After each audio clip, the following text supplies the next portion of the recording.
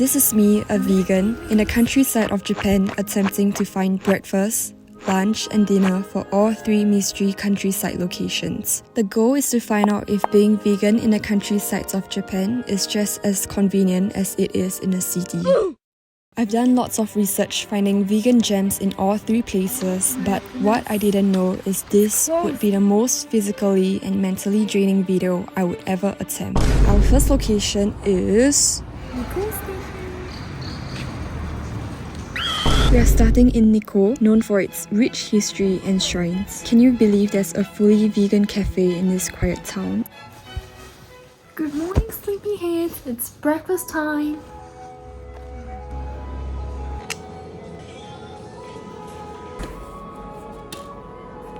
I'm having mitarashi dango, which is rice dumplings with sweet soy sauce glaze.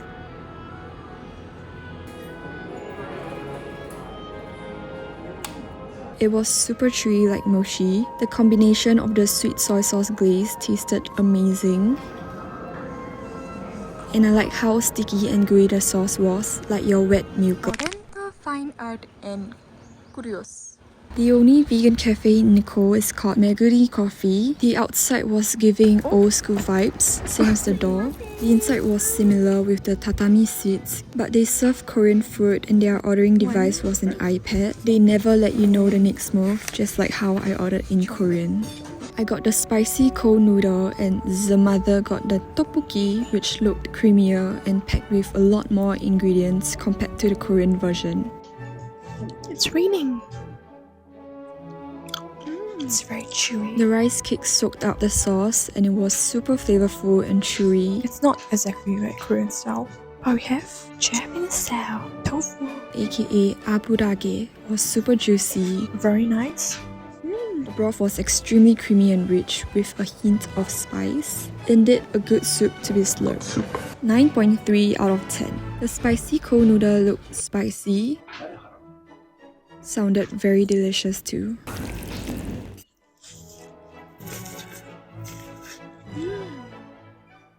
It tasted super refreshing and light since it's cold, with the perfect amount of spiciness. The noodles are perfectly cooked. It's very chewy. Nomi mashisayo. The crunchy radish, cucumber and kimchi made the dish even more refreshing. Feels like I'm in a Gatsby commercial while eating. 8.9 out of 10. And for dessert, the crepe looked so good. I had to take some thumbnail pictures. Haha. Okay, let's cut before the ice cream melts. So fluffy.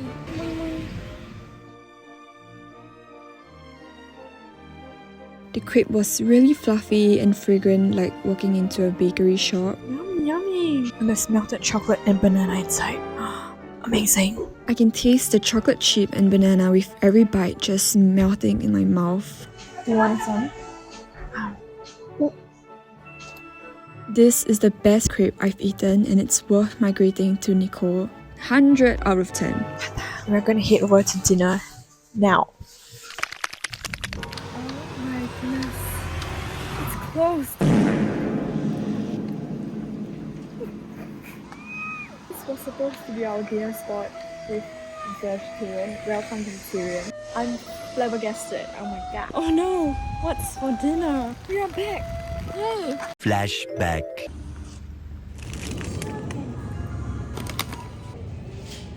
It's so cute. Tastes like pea. We have the real peas also. It was burning in the microwave. Peachy! End of flashback. Awesome! Yay!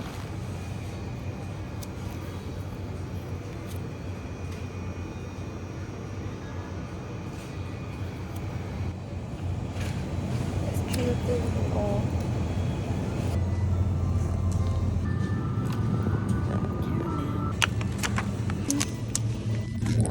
Ice cream. This is the dinner situation. We have daifuku. Oh,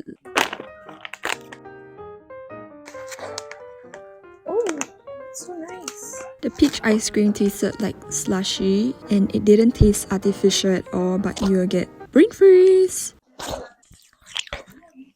Oishi! Let's try edamame. There's nothing that can go wrong with this. It's very plump. It's protein for my protein. Brain freeze! Ooh, it's so fluffy. Ooh, ooh, ooh, ooh. Ooh. Wow. This is water daifuku? 水大福. The red bean is nice. The texture of the mochi is also very nice. Stretchy. Matcha pudding. Oh, oh, juicy.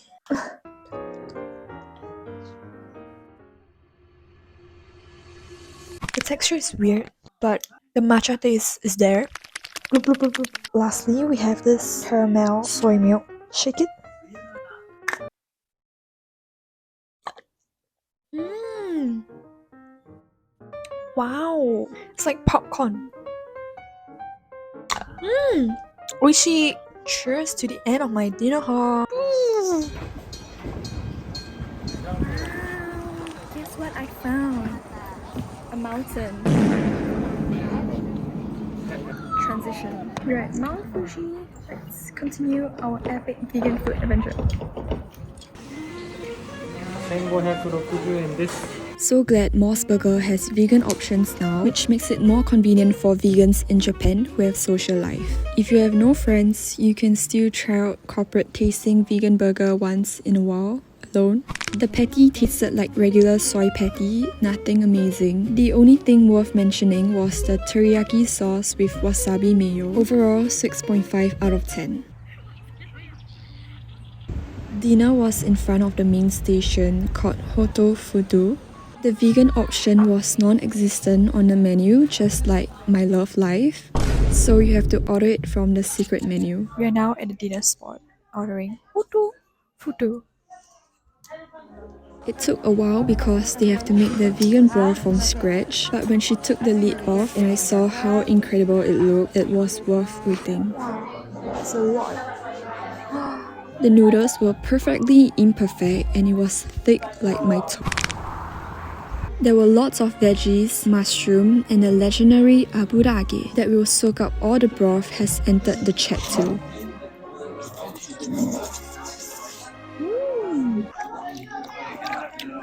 Thick, uneven noodle, and it's so The good. noodle texture was amazing, tasted like Chinese knife cut noodle but way thicker. ASMR. The soup has a very umami flavor. The aburage was extremely juicy, soaking up the kombu miso broth, which was very rich and flavorful, but somehow light at the same time. That's why. This bowl of noodle is worth migrating to Mount Fuji for. 100 out of 10. We are getting breakfast. At Luce, it rhymes.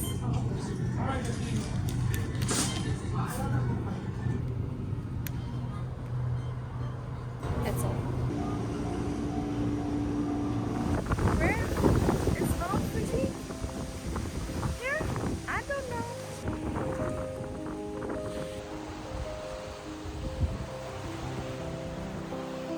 Mochi time.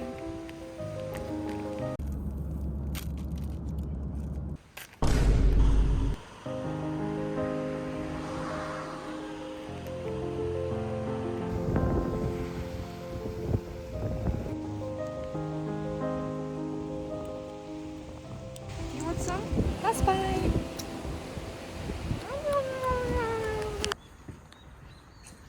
Whenever I see a dango shop, I have to stop and get one because I love it so much. So I got this extra large mitarashi dango.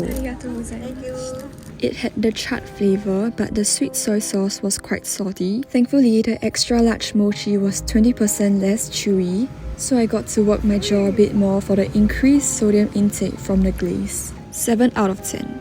The store beside was selling mitarashi dango too, and they were looking too good to pass, so I got it with 2 more mugwort mochi. Good. Okay, let's run. You run. Lunch was at another Hotou noodle shop called Momijitei-hoto. They had two options here, mushroom or pumpkin, and I ordered the mushroom one. The amount of mushroom was insane. It was like one whole mushroom village. I thought it's pork. How does this not look like pork?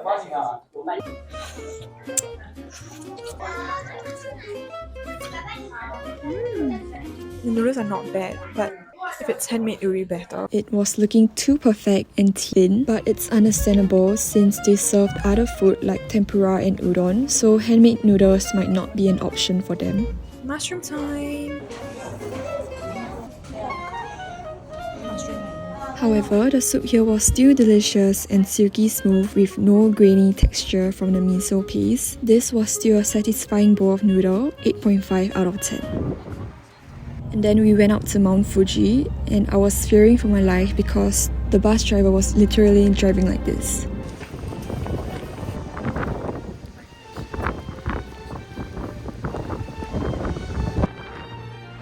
Dinner was at Luce, an Italian restaurant. The pizzas are all baked using lava stone plate from Mount Fuji, which was why I went out just now to carry down for my own pizza. The pizza looked amazing, just like a Neapolitan pizza with the addition of a few leaves. And the vegan cheese looked incredibly cheesy too. The pizza hit the exact spot. The dough in the middle had the perfect thickness. The marinara tasted like it was made with the best and sweetest tomato, and The cheese is very cheesy and gooey. I can feel Mount Fuji with every bite. It's like I'm kissing Mount Fuji. Yummy, glorious looking cheese. Oh my god, the cheese bro. You gotta do the crunch test. the only bad thing was the veggies were a bit bitter. So I tried one slice without any of them and it was amazing. Overall, the pizza dough was cooked to perfection, so soft and fluffy. So if you're around this area, you definitely need to try this Italian restaurant. 100 out of 10. And that's the end of Mount Fuji. Let's go to...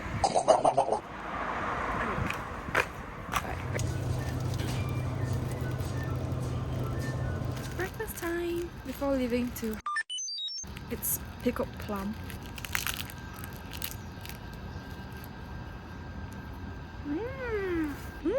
Bye!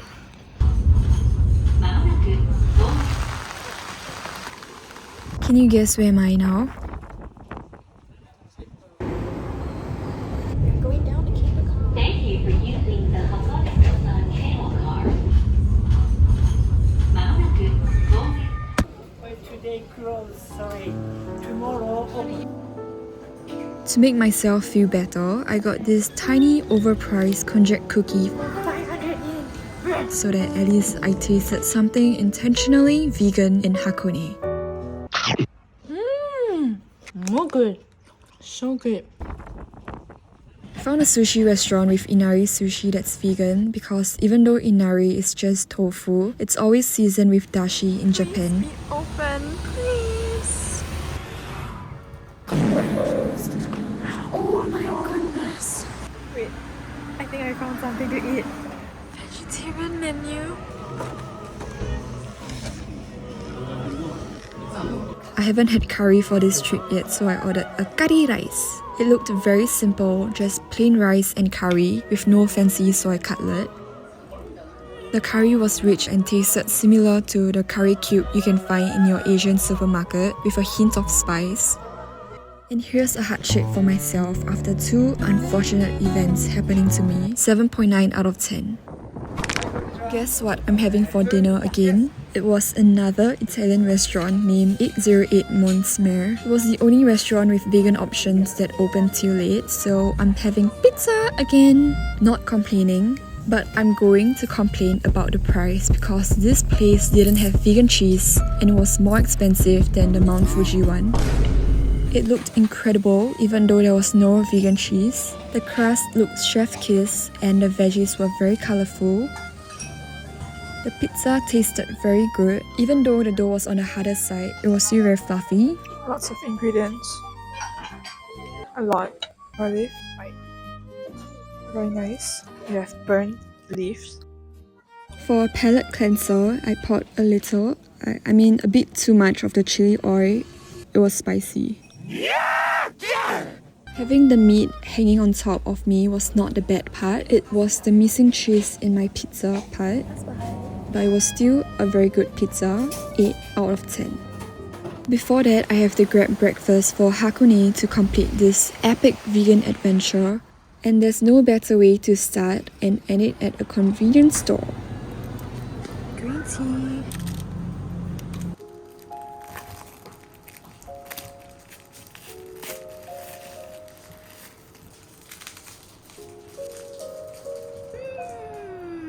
It's so good.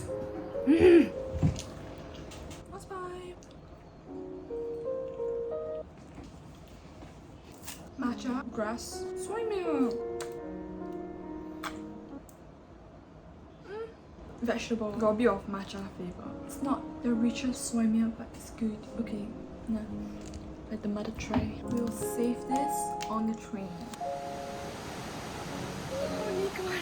And that's the end of our epic vegan food adventure through the 3 hidden gems of the countryside of Japan. If you guys enjoy it, I will make more of it. If you don't, I'll be A, B, C, D, press and still make more of Can you it. carry it down?